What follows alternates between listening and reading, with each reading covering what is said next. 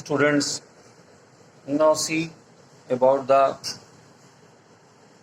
balancing of chemical equation, where sometimes you do the balancing not in a right manner. So see how to balance the chemical equation you have to do. Here the equation is given to you like aluminium, this is ferric oxide. ये क्या है? Ferric oxide है और ये aluminium oxide है।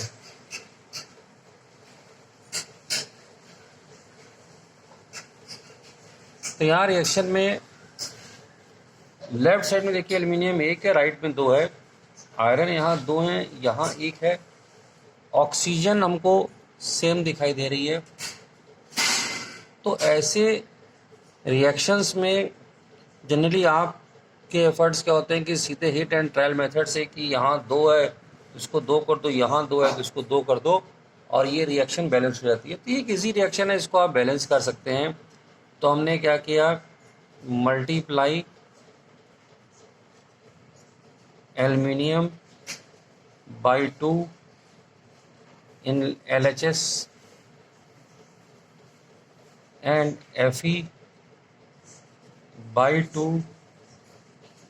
in RHS। तो क्या हो गया,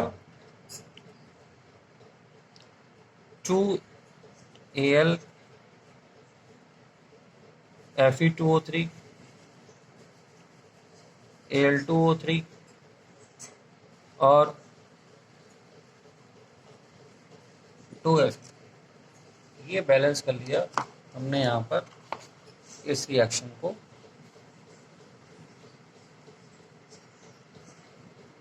अब इस रिएक्शन को बैलेंस करने के बाद में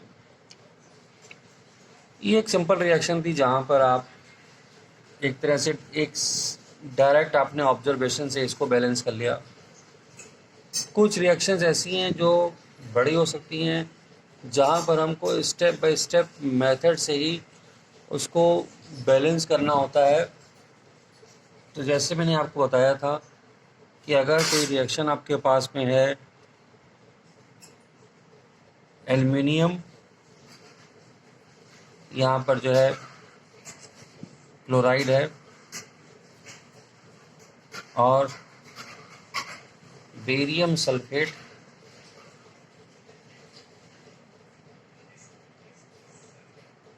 तो ये बनाता है barium chloride.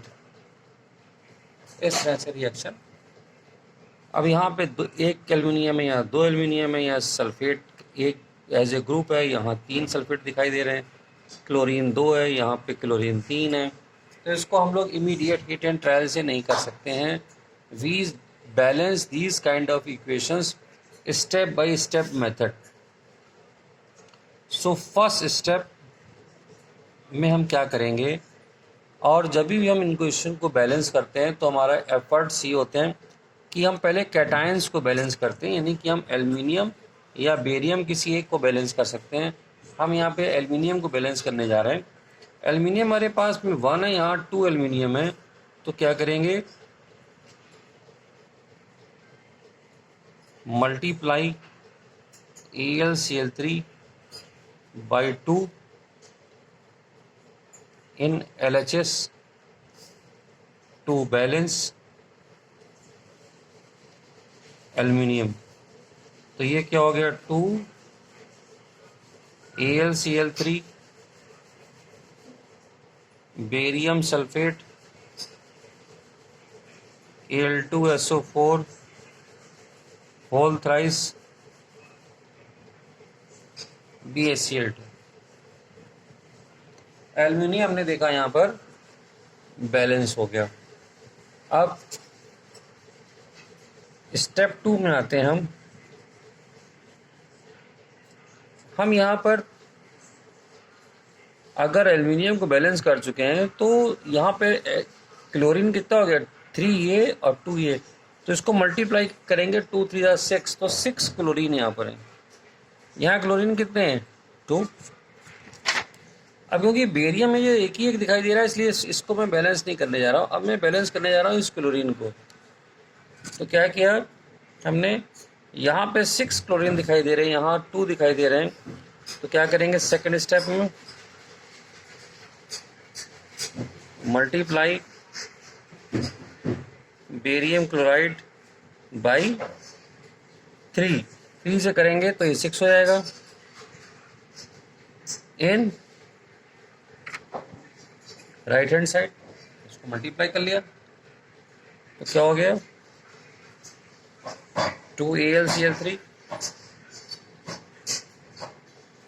Barium sulphate Al2SO4 3BaCl2। अब बेरियम भी अभी बैलेंस दिखाई दे रहा है, एल्यूमिनियम भी बैलेंस हो चुका है और क्लोरीन बैलेंस हो चुका है। बस केवल सल्फेट ग्रुप यहाँ पे 3 लगे हुए हैं, यहाँ पर एक ही लगा हुआ है, इसको बैलेंस करना बाकी है। तो हम क्या करेंगे यहाँ पर, इसके लिए इसको 3 से मल्टीप्लाई करेंगे। यहाँ देखिए बेरियम भी हमारा पहले बैलेंस था, बैलेंस नहीं रहा, यहाँ 3 हो गए, बेरियम का अकेला रह गया। तो हम पहले सल्फेट को बैलेंस कर लेते हैं,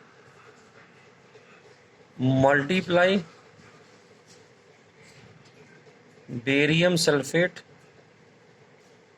बाई 3 इन LHS।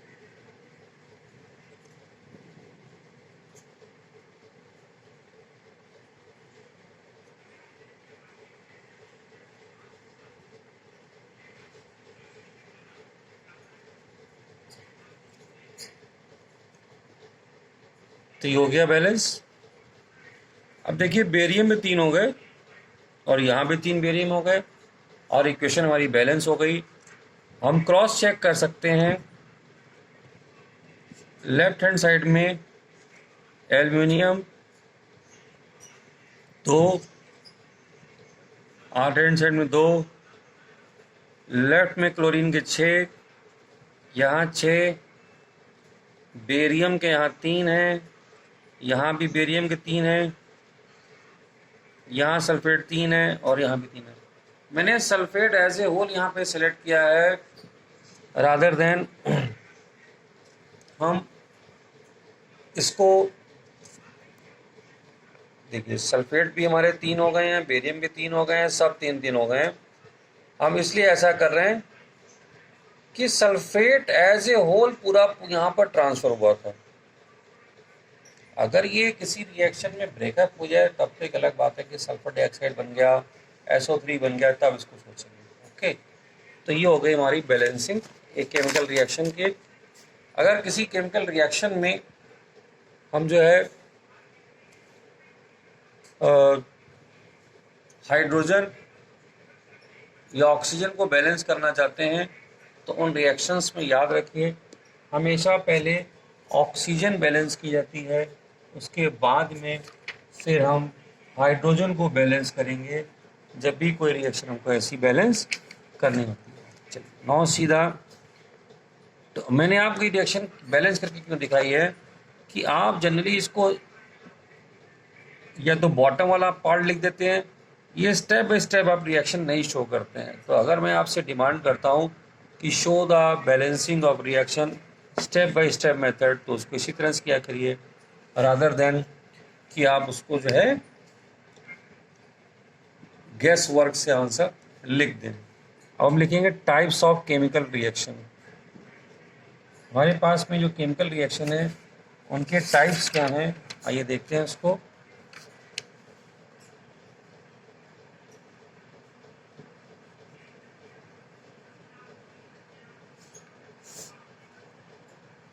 टाइप्स की बात करें तो पहले टाइप का रिएक्शन हमारे पास में कॉम्बिनेशन रिएक्शन है।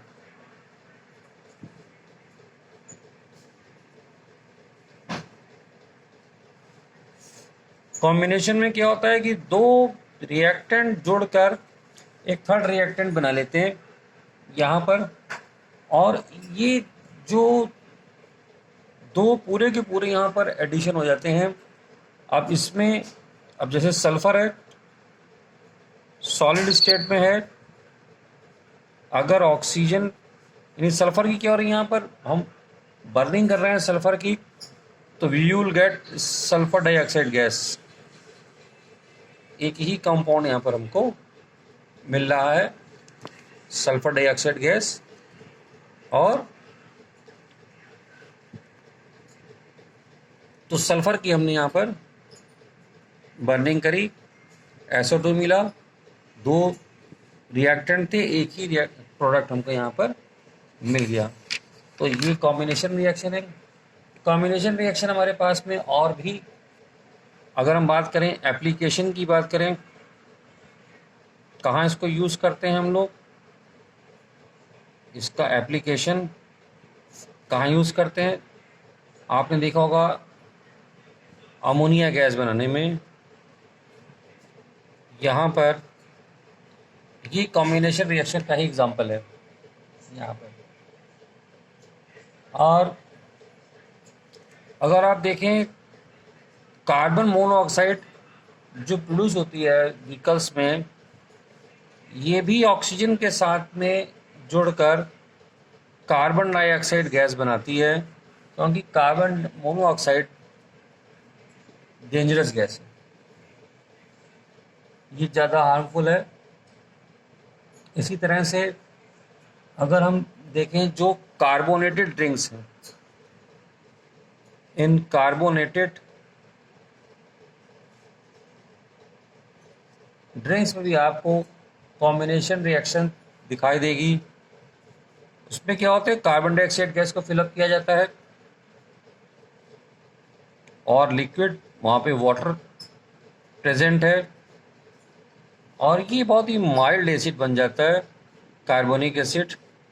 और ये कॉम्बिनेशन रिएक्शन आपको एग्जांपल दिख गया। तो ऐसे बहुत से कॉम्बिनेशन रिएक्शन हैं जो आप देखते हैं। और इसको आप जब रेन होती है तब भी आपको इस तरह के माइल्ड एसिड मिलते हैं। रेन वाटर कार्बन डाइऑक्साइड जो एटमॉस्फेयर में प्रेजेंट है उसके साथ में क्लब करके बना लेता है माइल्ड एसिड H2CO3। अब इसके बाद में अगला हम पढ़ेंगे डीकम्पोजिशन रिएक्शन।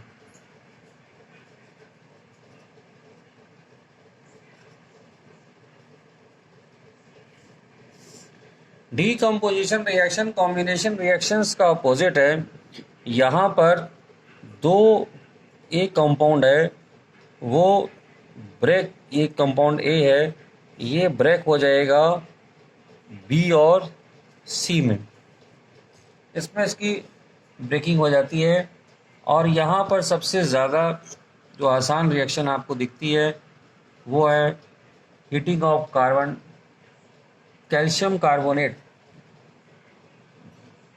हमें क्विक लाइम अगर चाहिए तो कैल्शियम कार्बोनेट की हम हीटिंग कर देते हैं, हीट करेंगे, कैल्शियम ऑक्साइड मिलेगी और CO2 गैस मिलेगी।